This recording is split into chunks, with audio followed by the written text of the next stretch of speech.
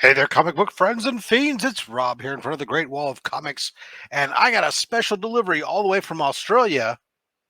It's a little worse for wear, but let's take a look.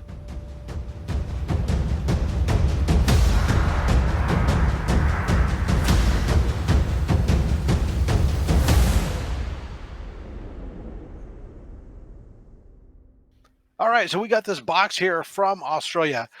Matt Spidey's my guy over there. He's been hooking me up. He's been letting me know some of the books that he knows I like, the Golden Age books, whatnot. He's been perusing the Australian Facebook message boards.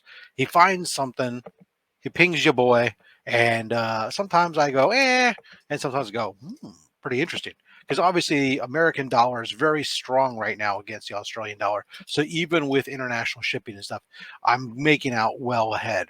So, anyways, the other day he pings me. He says, "Hey, here's a bunch of books this person's selling. I see three of them. I go, okay, there's one book I'm really interested in. The other two, I'm just kind of like, they're cool, but I thought their prices were a little bit high. And I'm like, well, you know what? If you could get them as a bundle for like, I think I said like 270 US or something, or maybe it was Australian. Maybe it was like Australian. I said, if we can get it for like that, then okay, I'll take all three. So my boy goes out and he gets it down to 250 uh, Australian, which is like $177 US. So anyway, so I got three Golden Age books in here, and then he also sent me some more Australian snacks and whatnot. Now the box looks really bad from my position here. It's definitely been through the ringer. Now I know this is probably exaggerated because this box is meant to be like this, full of stuff on a shelf, and this is the top. This is the part that opens, and this opens here. And in transportation, the shipping companies put it like this, and then immediately stacked stuff on top of it. And since there's no structural integrity, these gave out and collapsed. My hope is that Spidey had the comics in a separate box in there, and maybe only the snacks got damaged. So cut here through the duct tape, um, which is probably a good idea that he uses duct tape because this extra stress on the sidewalls, the way it would have been done, packing tape would have given up the ghost. So let's see here. Cut this, cut that, a little bit more. All right, we're in. So open it up so I can hear. Everything's just been inserted inside like this. So I do see a Gemini mailer in here. That's cool. So let's go ahead and pull this stuff out. So, oh my goodness, this is huge, dude.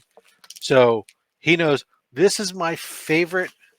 Well, not really the caramel, but the dairy milk, Cadbury dairy milk, just the plain Cadbury dairy milk is my favorite candy, period, bar none. You cannot get them here in the US normally, or if you can, it's not the same because of some rules regarding milk and blah blah blah other garbage. So, anyways, this is the caramel filled ones, which I do also love caramel. So those will be great. That'll last me a long time because there's like a ton of little squares. Yes. Oh, cool. Then look at this. Then we got the milk chocolate.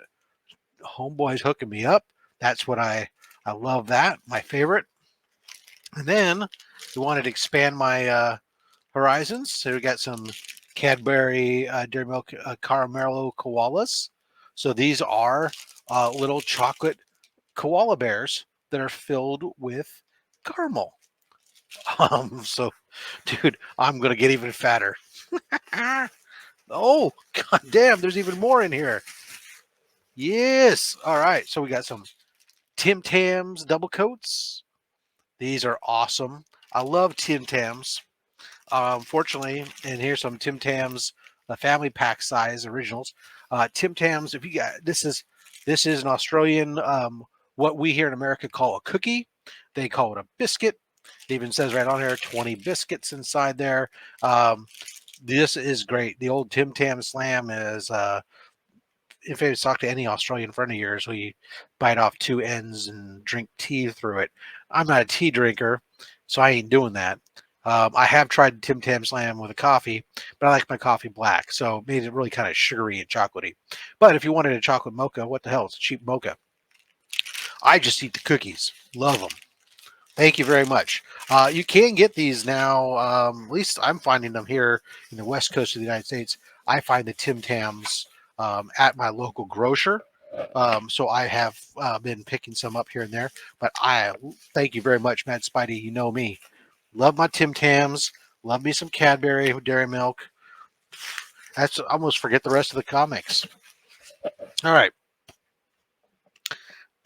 So here we go. We got some nice single action, pull tab action, painter's tape. Nice, nice. All right, let's get those out, get that out of the way. All right, these are. He told me they were rough. They're low grade, but that's okay. So this is the one that, from what I could determine, was the more valuable of the three. Um, it is rough. I haven't pulled up, but here you go. Captain Wizard Comics Tau #1. All right, let's pull this out here and take a quick gander. All right, so as I'm looking at, so we have tape.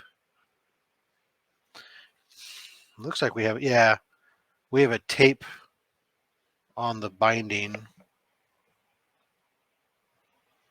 It looks like, or maybe not.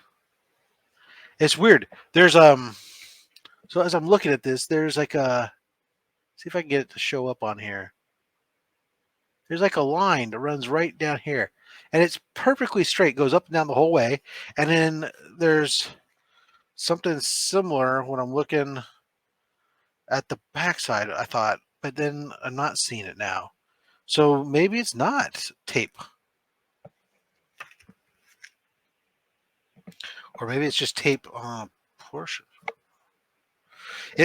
It's really weird. I can't tell. It might be that the cover is folded in such a way that, huh. All right, so we definitely have some very rough edges along here. When I open up the pages here, I can see the tears, all along here. We definitely have some off-white pages. Good color inside.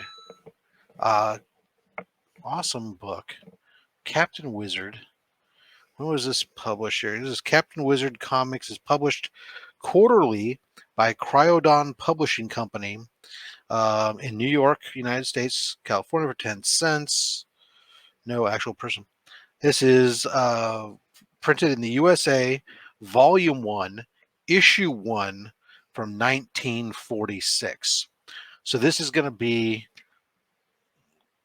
and it's this book has got some tear through it, but I mean, it looks like all the pages. Let's go to the centerfold.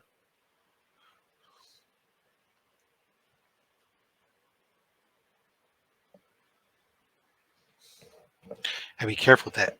The edge of the book, I can feel it, like it's so worn. It's like wants to come apart, and I don't want to finger it too much.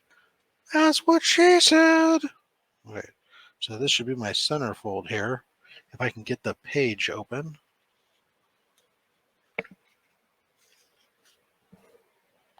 Where'd it go?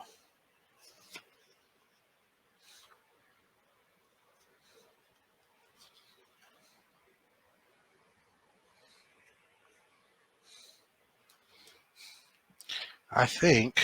Oh, there we are. Maybe I was looking way. Oh, I was looking way too early. That's my problem. All right, so here I have the centerfold. I'm looking at the staples. Look solid. They're not terribly rusty. I see the story covers over there, so it looks like in good sakes. Oh, you can see you can see that pay that's coming up right there.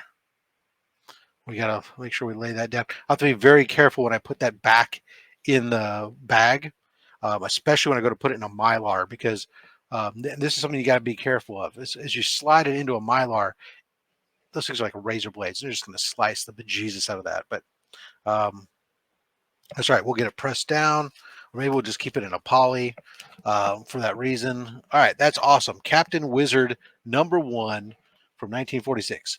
Now this next one, this is a book that I picked. I was only interested in it if the price was right because of the artist. Um, it is rough. It's got some. I can see without opening it. I can see some discoloration at the staple. There's a lot of cracks and creases and everything else, but it's a Schomburg. So there we go. Amazing Adventures. We got ourselves a Schomburg book. If I can get a Schomburg book and 2 other Golden Age books, and I'd be under $200, and it's complete supposedly.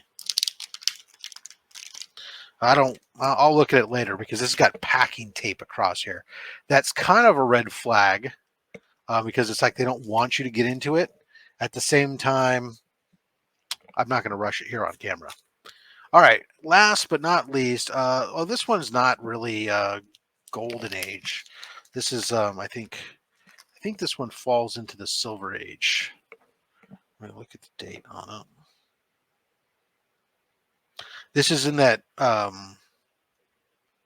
This is soundly in the period of time of. Let's argue about it. So 1954.